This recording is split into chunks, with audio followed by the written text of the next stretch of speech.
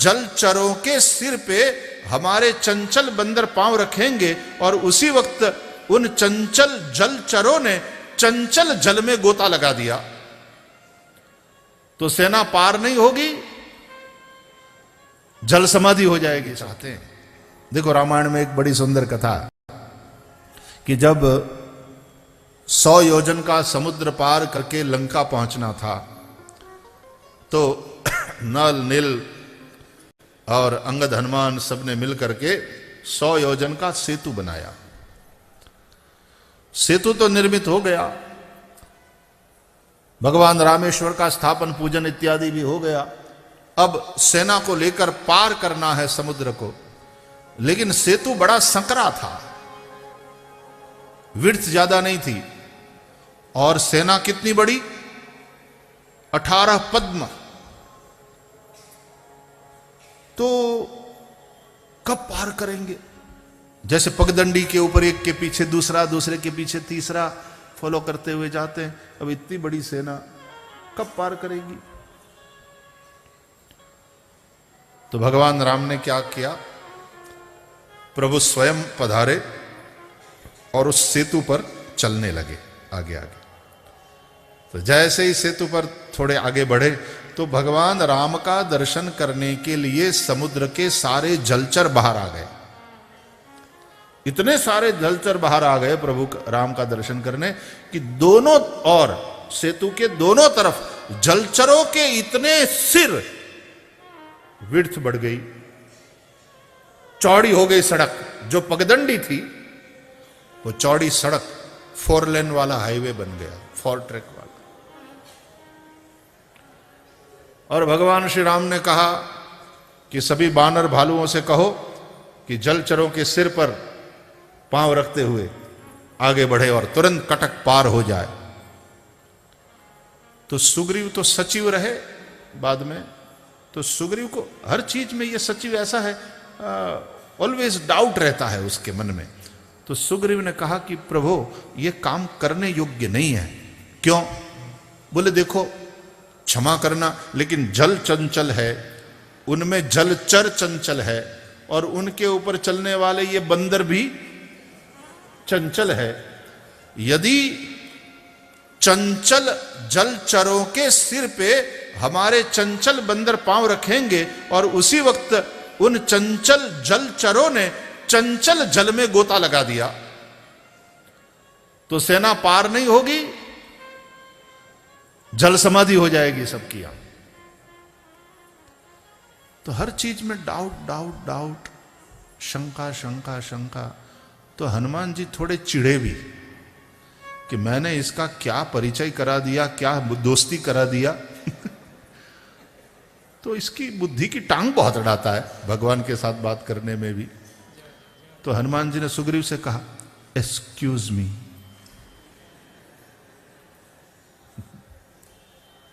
किष्किंधापति है ना अब तो। सुग्रीव जरा, क्या है हनुमान, डाउट मत करो। अरे मैंने क्या झूठ बोला क्या? मैंने सही तर्क दिया। तेरा तर्क सही है, लेकिन तू राम जी का ही दर्शन कर रहा है, तू तनिक राम जी का दर्शन करने वाले इन जलचरों का दर्शन कर। इनकी आंख ब्लिंक भी नहीं कर रही है, मगन भय हरि रूप निहारी, तुलसीदास जी ने लिखा। इसलिए फिर से मैं कहूं, बालाजी का दर्शन करने जाओ तो केवल बालाजी का दर्शन मत करो, बालाजी का दर्शन करने वालों का भी दर्शन करो। मैं तो आज भी गया तो जाते समय दूर से ही बालाजी भगवान को देखते हुए, दर्शन करते हुए वहां तक पहुंच गए और फिर प्रणाम करके जब लौटते समय अपने आगे जो है वापस जा रहे हैं, वो फिर बार बार पीछे मुड़ करके जो बालाजी का दर्शन कर रहे हैं, फिर उनकी आंखों में बालाजी को देखो आप।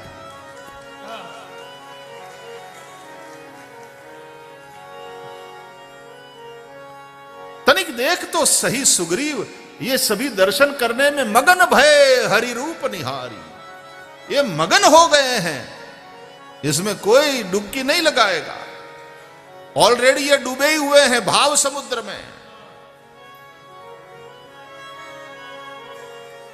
तो ऑर्डर दे दो। हां, सुग्रीव ने कहा कि भाई साहब, प्रभु की आज्ञा है, जलचरों के सिर पर पांव रखते हुए जल्दी से पार करो। और थोड़ी ही देर में पूरा कटक पार। उस पार पहुंचे, सब सेटल डाउन हुए वहां।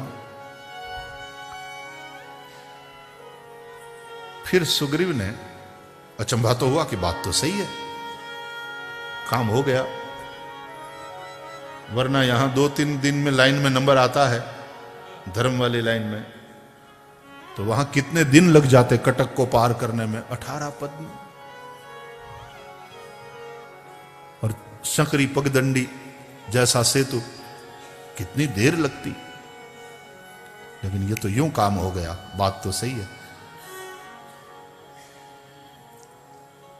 और कोई दूसरे नजदीक नहीं थे, तो सुग्रीव ने, क्योंकि सखा बनाया है राम जी ने, तो प्रभु श्री राम से कहा कि भगवान, कुछ पूछना चाहता हूं।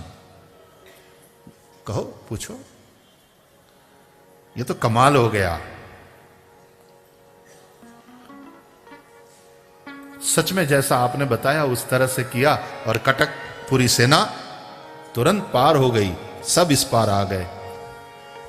हाँ हाँ ठीक है, लेकिन तुम पूछना क्या चाहते हो? बोले, पूछना ये चाहता हूं प्रभु कि यदि आपके सौंदर्य माधुरी की ये ताकत है तो पहले से ये कर लेते प्रभु, तो ये हमसे सेतु क्यों बनवाया?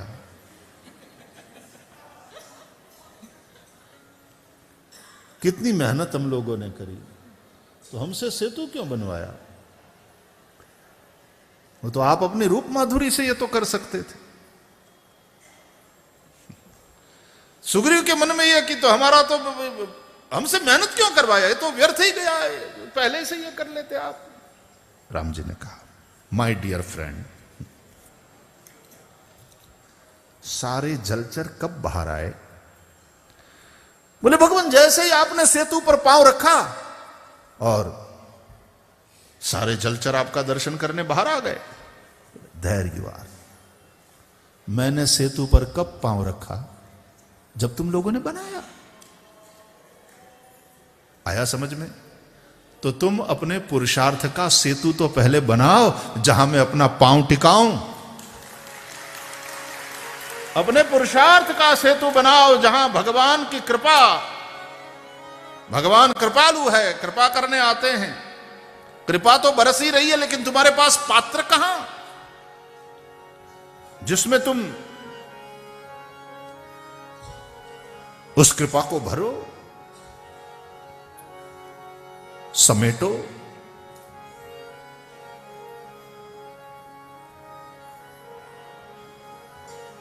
तुमने सेतु बनाया, इसलिए मैं सेतु पर आकर खड़ा हुआ, और फिर मैं चलता रहा, जलचर निकलते रहे, तो जलचरों वाला सेतु तुम्हारे लिए बन गया। तुम पहले मेरे लिए एक सेतु बनाओ, उस सेतु पर आकर मैं पांव रख सकूं, फिर मैं तुम्हारे लिए अनेक सेतु बना दूंगा। तो ये नहीं समझना चाहिए कि फिर हमारा पुरुषार्थ का क्या महत्व है। तो गजेंद्र तो बेवकूफ था, पहले क्यों लड़ा? कि सुग्रीव क्यों लड़ा?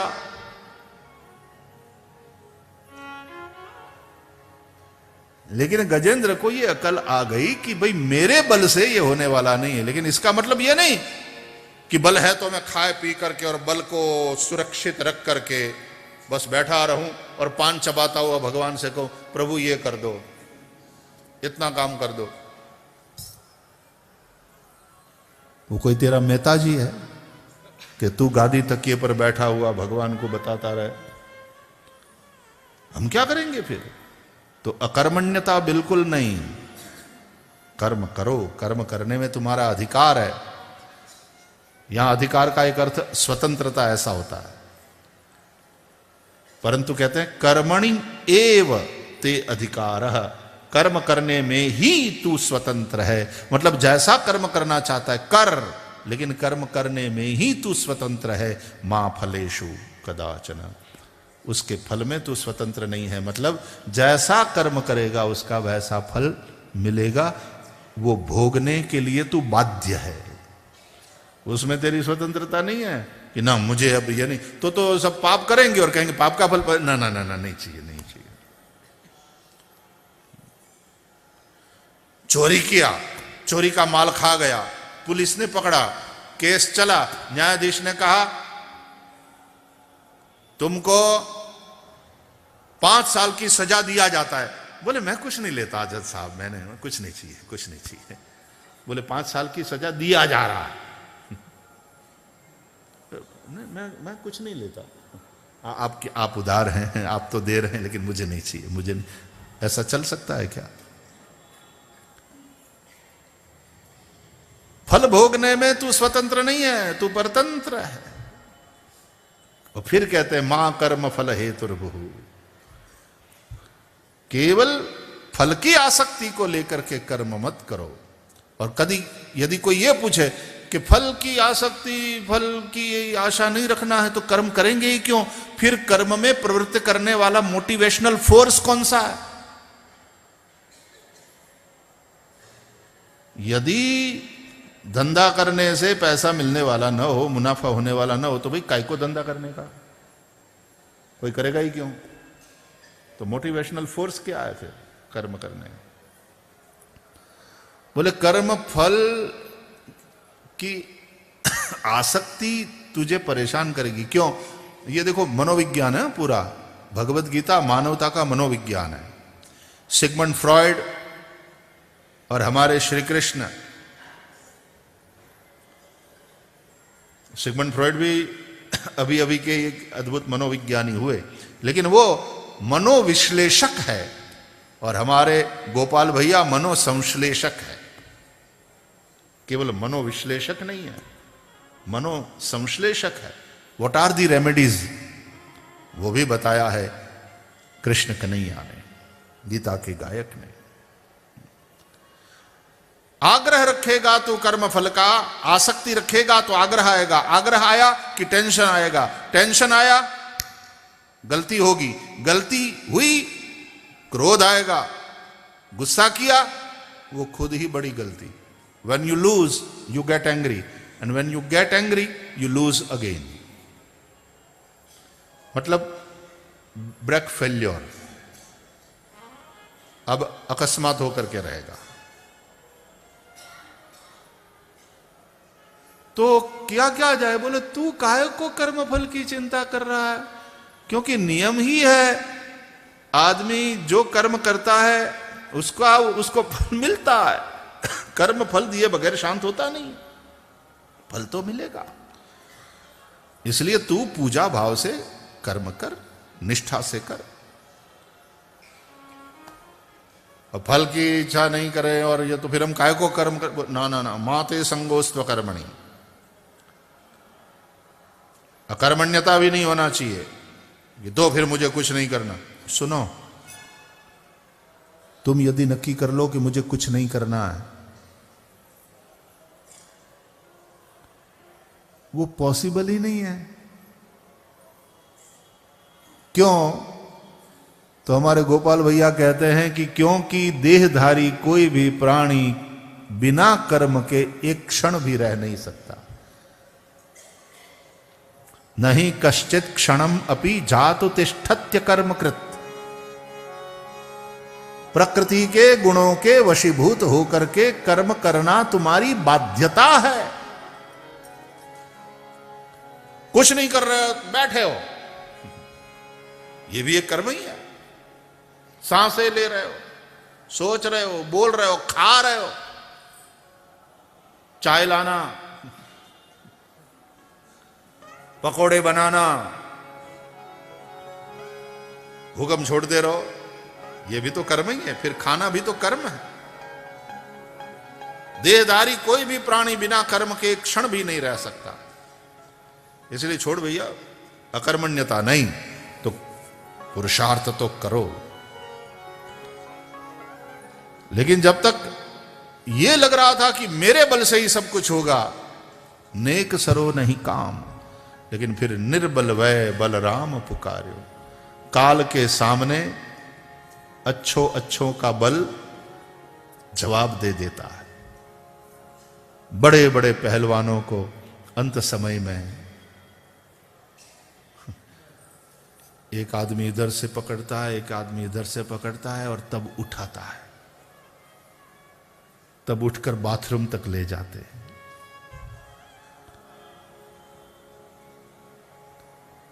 काल के साथ लड़ते लड़ते लड़ते अपनी शक्ति अंत में जवाब दे देती है। निर्बल वै बलराम पुकार्यो, और जैसे ही प्रभु को पुकारा तो आए आधे नाम।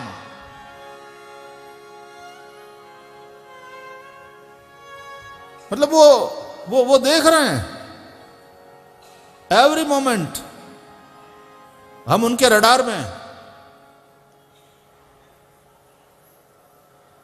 हम उनको देखे कि नहीं देखे, वो हर क्षण हमको देख रहा है। जग पे खन तुम देखनिहारे, जग पे खन तुम देखनिहारे, विधि हरि शंभु नचावनिहारे, विधि हरि शंभु नचावनिहारे।